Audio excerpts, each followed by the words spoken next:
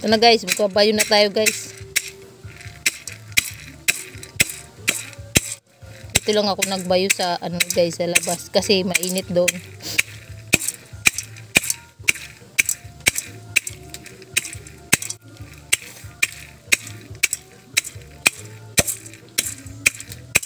Hello guys, welcome to my vlog. Guys, ngayon guys, nagluluto ko ng mais guys. Ipapakita ko sa inyo, ituturo ko sa inyo guys kung paano gumawa ng mais na masarap. Yan guys Guys, nagigisa na ako ng mais.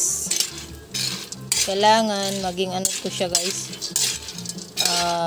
Medyo sunog, pero hindi naman as in talaga sunog kasi pag sunog na sunog talaga yan, mapait na. Kailangan yung tama-tama lang guys. Ito na guys, pwede na siyang hanguin.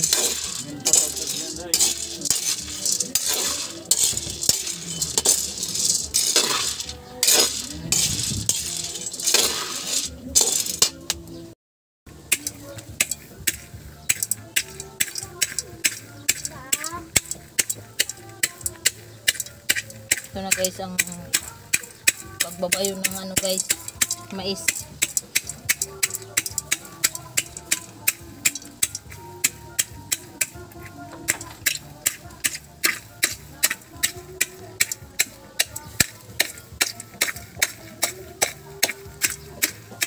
Tama na isa pa na guys, nilagyan siya guys ng gata ng nyog at saka asukal, tapos lulutuin ulit. Ganyan lang guys. Pagkatapos niyan guys, ready to bite na, ready to eat na yan. Ang sarap nito guys sa mga nakatikim nito.